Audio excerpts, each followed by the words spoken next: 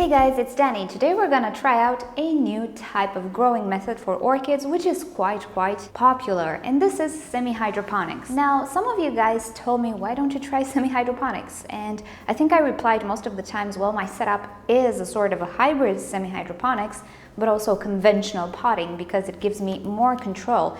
If at some point I want to give it up and I want my orchids to drain just like a normal pot, I can do that. Also, I have control over seasonal changes. Winter time is not like summertime in my area. I also like the fact that the clay pots give out more humidity and maintain stuff rather cool, which a plastic pot could never do. Anyway, I chose this setup for various reasons, but I always described it as a sort of semi-hydroponic type of hybrid. And today I decided to give this method of growing one more try just for the sake of experiment. I did try it in the past about 2 years ago, maybe even 3, but I encountered some problems and they mainly had to do with my environment.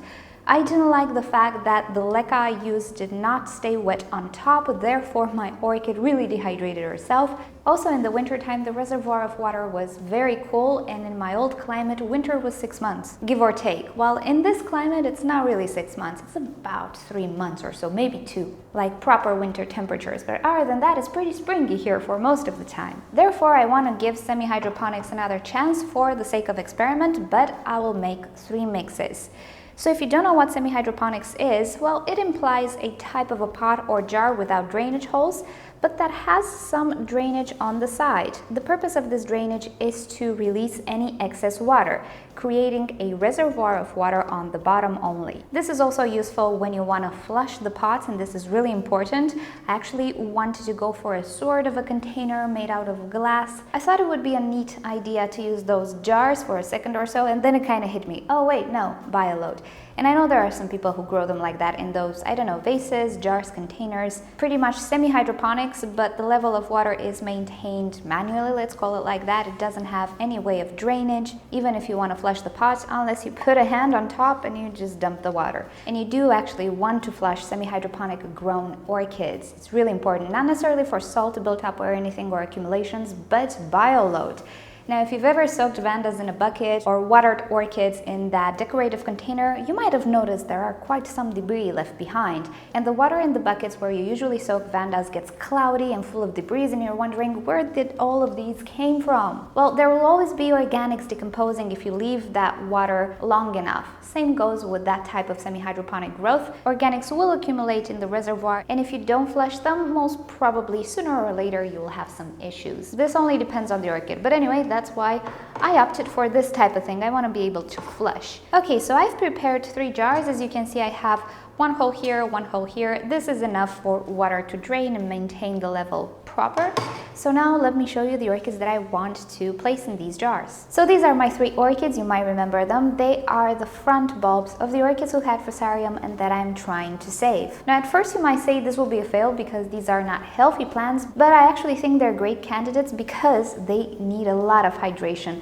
And even in Seramis and all this setup, I have some issues maintaining them hydrated. They don't have a good root system, it's shallow, and the top is always drying out, and they don't really like it. So, because they don't have back bulbs, they need a lot of water, and let's hope semi-hydroponics can fix that. Also, because they don't have an extensive root system, their roots will not need to adapt to this new environment, fail at it, and die off. So this is a little bonus, the fact that they don't really have roots. So overall, I do think they are the perfect candidates. Now, the 3 jars will have different mediums. I want to try out semi-hydroponics in the classic way with the leca beads only, but then I want to try it with Seramis only as well, and then with a mix of leca and Seramis. In my previous experiment with this type of growth, I had a lot of issues with leca not being able to absorb that water from the reservoir to the top. And be it that might have been an environment thing more than anything else, I just want to see if Seramis is viable for this, because it might be useful in those environments who are very hot, very dry, maybe winter time in some climates. Overall, maybe it's going to be better with Seramis than with leca for particular environments. Hopefully we can extrapolate from my experience. So that's what we're gonna do. Okay, first orchid, whoopsie, we're growing roots. I'm actually quite delighted to see this. Do you see those roots? They look perfect. And with the fusarium infected orchids, I always had issues with the roots. With the other ones, I suspect I have more issues, but this one, Do you see this? We might still have some remnants of Fusarium, or maybe this is the dead tissue.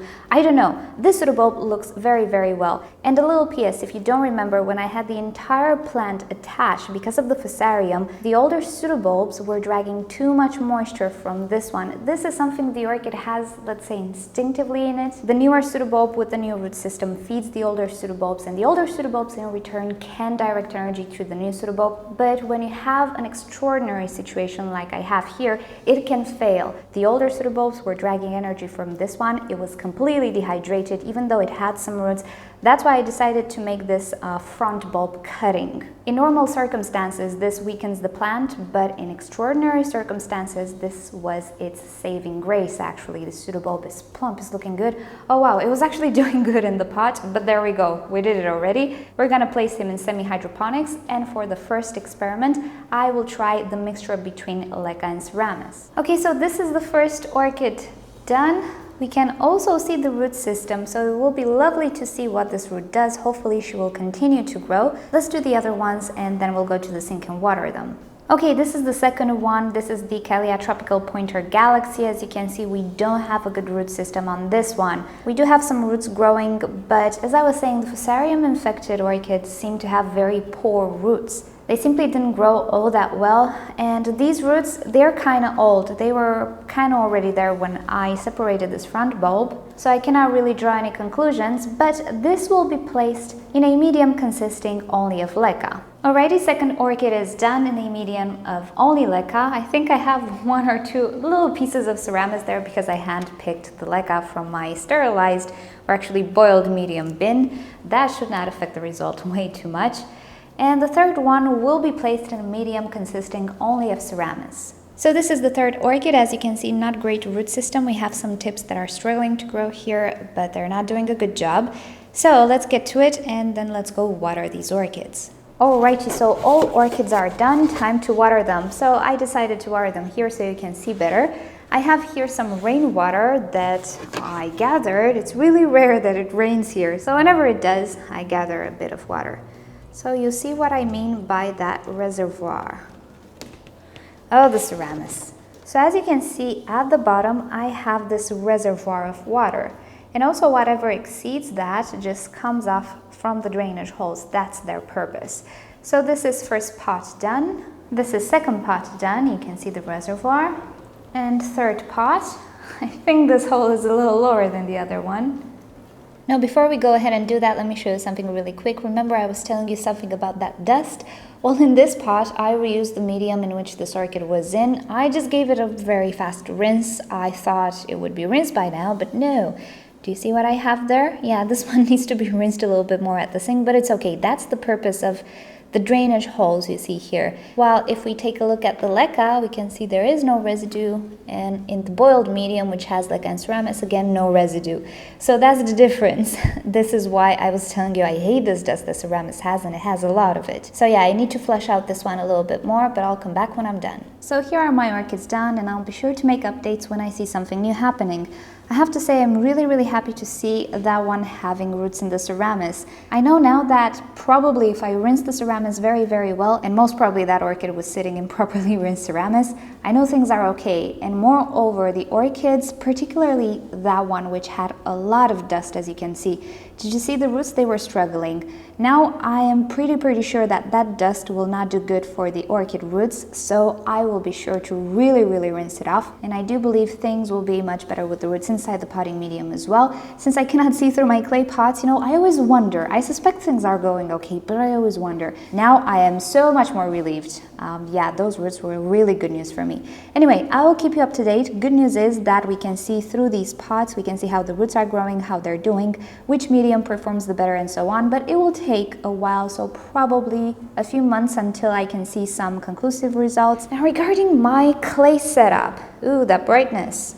Okay, better. So I was telling you, it is a sort of a hybrid of a semi-hydroponic thing, except I don't have a reservoir that limits me. I can always flush my orchids, and that's really, really important. As I was saying, not only for salts and accumulations of fertilizer and all of that, but also bioload, which is something we don't really take into account. But it's a chain reaction whenever you have bioload. And to make a parallel to nature, well, in nature you never really have bioloads because you don't have containers in which orchids grow, so you don't have a contained environment. You have an open space. Water flushes bacteria. There are other things that contribute to the decomposition at some point. Something that decomposes becomes inert because it finished decomposing and so on. It's a totally different story. But whenever you have a confined space, imagine an aquarium as opposed to the ocean or a lake. It's exactly the same story. When you have a small confined space, then you'll probably have trouble. The more open and big the space is, the more stable it is as well. Again, it works in aquarium hobby as well. So that's pretty much it. That's why I'm freaked out by bioload. I don't like it. Alrighty guys, so this was the video for today. Hope you enjoyed it. I will keep you up to date. If you've enjoyed this video, please give it a thumbs up. If you hated it, give it a thumbs down. Subscribe to my channel for daily orchids and plants videos, and don't forget to turn on notifications so you never miss a video. And with that said, I'll see you guys next time. Bye! Little update on my dust issue since we talked about it. So the Victoria Regina, right? So I placed this layer of Leca on top. I actually soaked and rinsed and flushed this orchid really, really well.